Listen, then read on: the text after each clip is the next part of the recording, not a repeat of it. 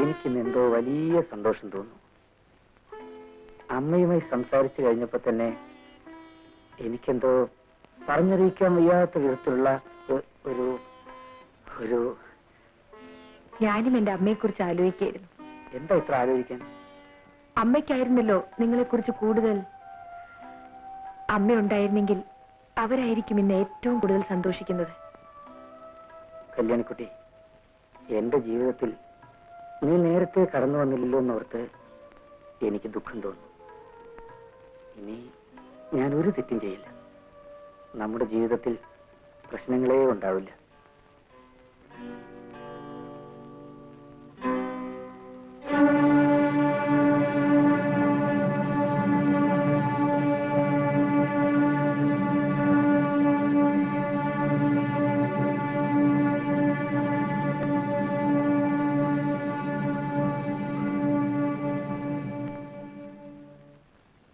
ഞാനിപ്പോ വരാം.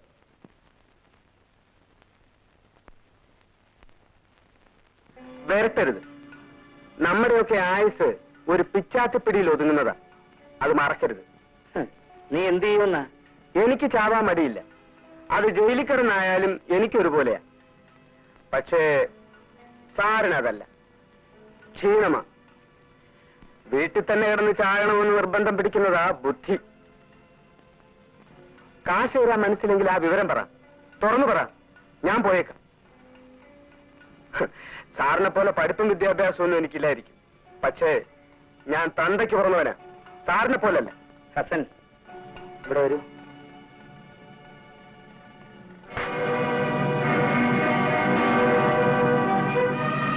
എടാ, ഇത്തവണ കൂടെ ഞാൻ എന്തെങ്കിലും തരും. മേലാൽ ഇതിന്റെ പേരും പറഞ്ഞ് പഠിക്കാത്ത നീ കാലുകുത്തിയാൽ നിന്റെ ശവം പോലും ഞാൻ പുറത്തുവിടില്ല.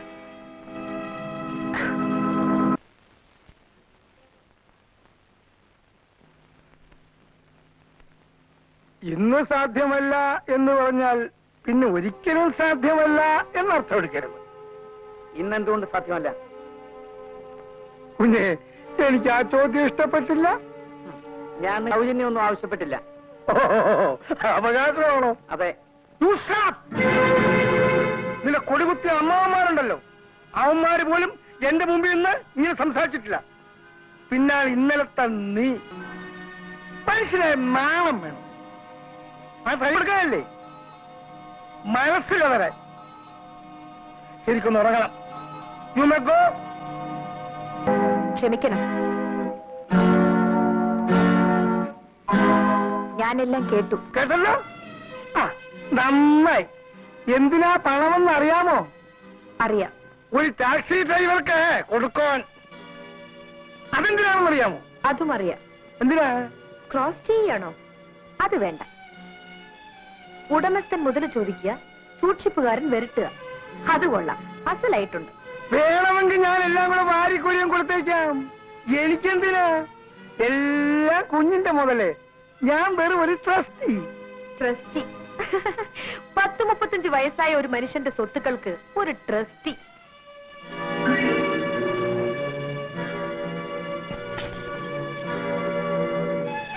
ഇന്ന് മുതൽ ഞാനാവും ഇതിന്റെ സൂക്ഷിപ്പുകാരി. നിങ്ങൾക്ക് എന്ത് വേണോ അപ്പപ്പോ എന്നോട് ചോദിച്ചാൽ മതി, ഞാൻ തരാം.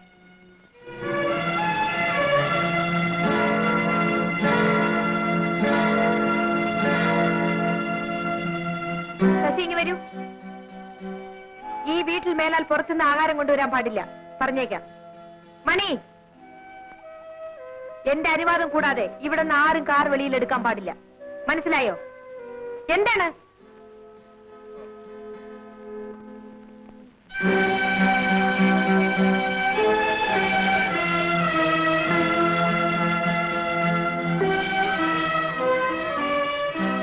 ഇന്നത്തെ കോട്ട കഴിഞ്ഞു.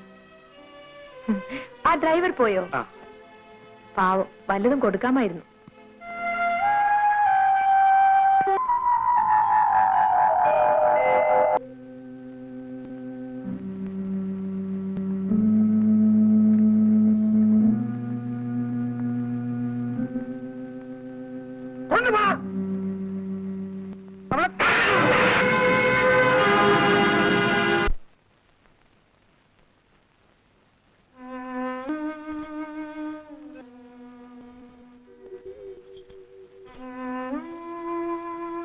ഇത്രയും നേരം തരാതിരുന്നതേ ചോദിക്കുമോ എന്ന് അറിയാനാ. എന്നിട്ട് ഇപ്പൊ ഞാനിത് ആവശ്യപ്പെട്ടോ? അതുകൊണ്ടല്ലേ ഏൽപ്പിച്ചത്. ഞാനിത് വാങ്ങിച്ചില്ലെങ്കിലോ? അങ്ങനെ പറയരുത്, വാങ്ങണം. വേണ്ട, നീ തന്നെ സൂക്ഷിച്ചു വെച്ചാ മതി. ഞാൻ സൂക്ഷിച്ചു വെക്കാനോ? എന്നെ കൊണ്ട് ഇതൊന്നും ആവില്ല.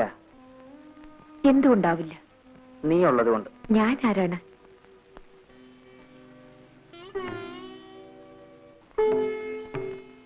എന്റെ കല്യാണിക്കുട്ടി.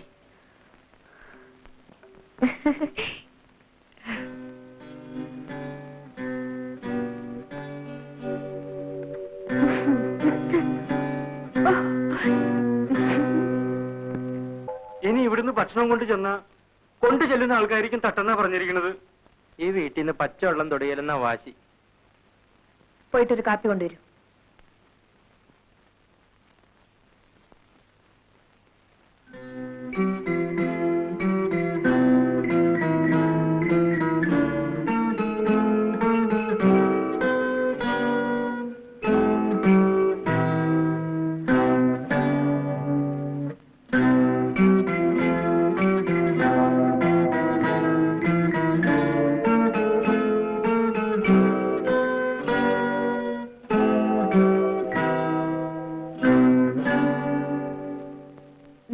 പോലെയാണ് ഞാനും എന്ന് വിചാരിച്ചാൽ മതി. എനിക്ക് അച്ഛനില്ല. ജീവിതത്തിൽ ആദ്യമായിട്ടാണ് ഞാൻ അച്ഛന് കാപ്പി കൊടുക്കുന്നത്. അങ്കിൾ ഈ കാപ്പി കുടിക്കാതെ ഞാൻ പോവില്ല.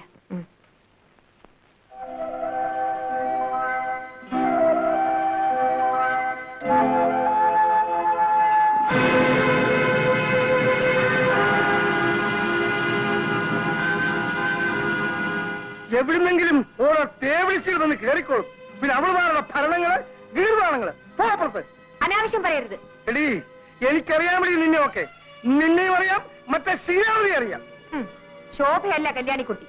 അവൾ ആകെ തകർന്നുന്ന ഒരു സമയത്താണ് നിങ്ങൾക്ക് വഴിപ്പെട്ടത്.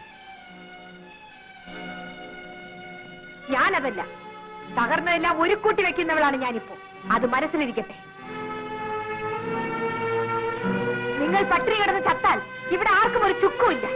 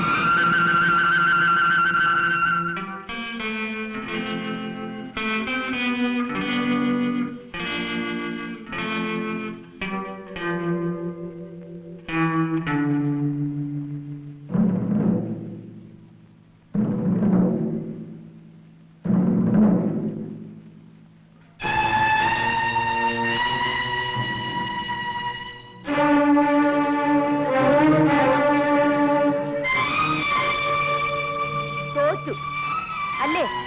ഓ, അത് കാണാൻ എഴുന്നള്ളിയതായിരിക്കും. അതെ. അങ്ങനെ ആരും സമാധാനിക്കണ്ട. എന്നെ തകർത്തിട്ട് സുഖിക്കാൻ നിന്റെ മകനെയും അവന്റെ ഭാര്യയും ഞാൻ അനുവദിക്കില്ല. എന്ത് ചെയ്യും? കൊല്ലും. ഒരു പുല്ലും ചെയ്യില്ല. ഇന്നിവിടെ എന്റെ കുഞ്ഞിനെ നോക്കാൻ ഞാനുണ്ട്. ഞാൻ എന്റെ കുഞ്ഞിന്റെ അച്ഛനെ നിങ്ങൾ കൊന്നു. എന്നെയും ആ കെണിയിൽ കുരുക്കി നിർത്തി. അതന്ന്. ഇന്ന് ഞാൻ ജീവിച്ചു മടുത്തിരിക്കുന്നു. എന്റെ കുഞ്ഞിന് എന്തെങ്കിലും സംഭവിച്ചാൽ നിങ്ങൾ ബാക്കി കാണില്ല. അതിന് ഞാൻ മതി, ഞാൻ മാത്രം.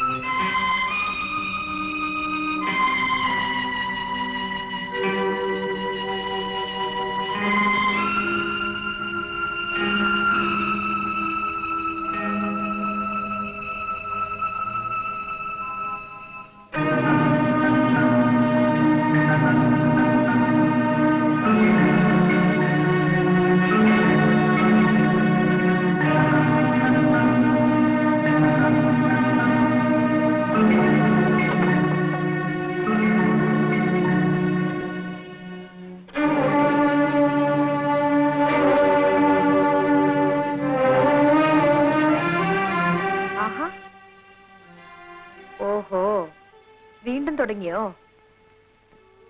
അങ്കിളുമായി സംസാരിച്ചതിന് ശേഷം എന്തോ മനസ്സിന് യാതൊരു സുഖവും തോന്നില്ല. വെറുതെ അതും ഇതും ആലോചിച്ച് മനസ്സ് വിഷമിപ്പിക്കണ്ട. വരൂ, കിടക്കാം. കിടന്നാലും ഇന്നെനിക്ക് ഉറക്കം വരില്ല. ആ കല്യാണിക്കുട്ടി, രാവിലെ നീയും അങ്കിളുമായി ശോഭയുടെ കാര്യം സംസാരിച്ചോ? എല്ലാം ഞാൻ പുറത്തു നിന്ന് കേൾക്കുന്നുണ്ടായിരുന്നു. അത് വെറുതെ എന്നോട് വിളിക്കേണ്ട കല്യാണിക്കുട്ടി. അച്ഛന്റെ, അമ്മയുടെ, എന്റെ എല്ലാ ജീവിതവും അയാൾ നശിപ്പിച്ചു. ഒടുവിൽ ഞാൻ വിവാഹം കഴിച്ചുകൊണ്ടുവന്ന പെൺകുട്ടിയുടെ, എന്നിട്ട് ഇവിടെ താമസിക്കുന്നു, ഈ കൂരയ്ക്ക് താഴെ. ഞാനും ജയിലിൽ കിടക്കാനും തൂക്കുമരത്തിലേറാനും ഭയപ്പെടുന്ന ഞാനും. സാരമില്ല, നമുക്ക് കിടക്കാം. എല്ലാം നാളെ പറയാം. കല്യാണിക്കുട്ടി, നീ പോയി കിടന്നുറങ്ങിക്കോളൂ. എനിക്ക് അങ്കിളുമായി അല്പം സംസാരിക്കാനുണ്ട്. അത് കഴിഞ്ഞ് ഞാൻ വരാം. വഴക്കുണ്ടാക്കാനാണോ? ഇന്നലെ അവരെ കണ്ട പ്രഭുവല്ല. ഇന്നെനിക്ക് ഒച്ച വയ്ക്കാൻ അറിയില്ല. പോയിക്കോളൂ, പോയി കിടന്നുറങ്ങിക്കോളൂ.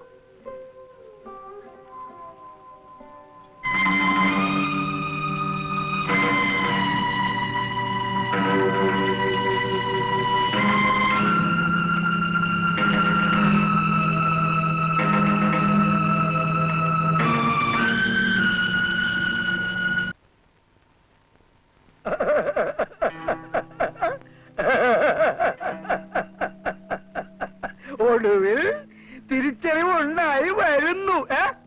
എന്റെ കുഞ്ഞെ, എന്റെ കൈ പിഴയ്ക്കാറില്ല. ഞാൻ വിചാരിച്ചാൽ ഏത് കാര്യവും നടന്നിരിക്കും.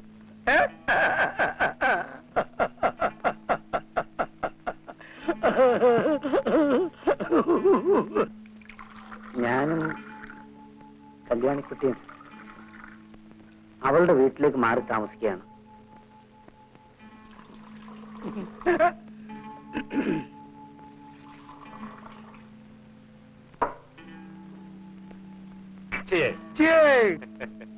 ആ കുഞ്ഞെ, ഞാൻ പറഞ്ഞിട്ടുള്ളൂ ഈ ചിയേഴ്സ് ഉണ്ടായത് എങ്ങനെയാണെന്ന്. മദ്യപാനം കഴിക്കുമ്പോൾ ശരീരത്തിന്റെ എല്ലാ അവയവങ്ങൾക്കും അതിന്റേതായ ആസ്വാദ്യത ലഭിക്കുന്നു. കണ്ണിന് കാണാം, മൂക്കിന് മണക്കാം, വായിക്ക് രുചിക്കാം, ചെവിക്ക് മാത്രമൊന്നുമില്ല. ചെവി എന്ന് ദൈവത്തോട് പരാതി പറഞ്ഞു, എനിക്ക് ആസ്വദിക്കാൻ ഒന്നുമില്ല. അപ്പൊ ദൈവം പറഞ്ഞു, ഗ്ലാസുകൾ മുട്ടിക്കുമുള്ള ശബ്ദം കേട്ട് നീ തൃപ്തിപ്പെട്ടോളം. അതാണ് ചിയേഴ്സിന്റെ കഥ.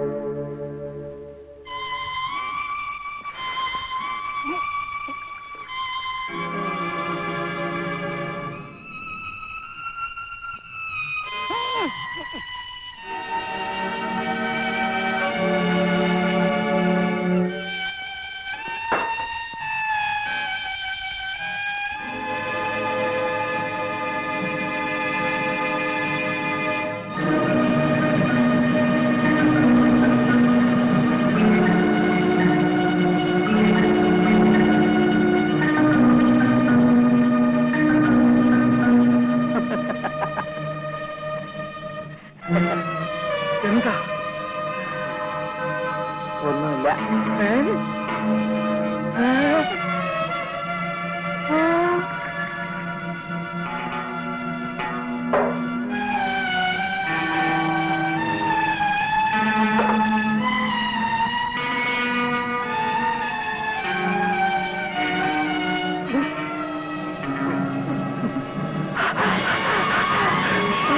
നീ എനിക്ക് വിഷം തന്നു.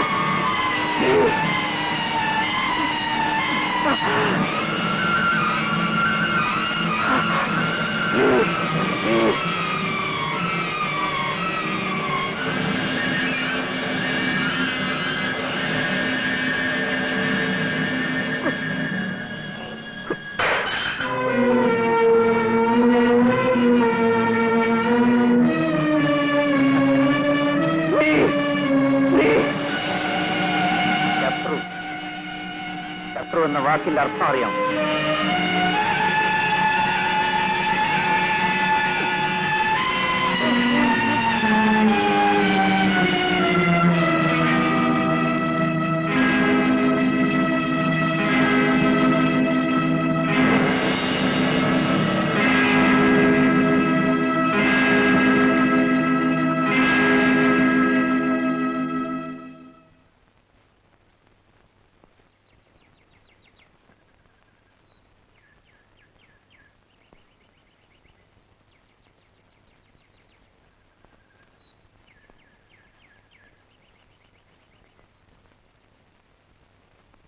ആഹാ, ഇനിയും ഉറക്കമാണോ?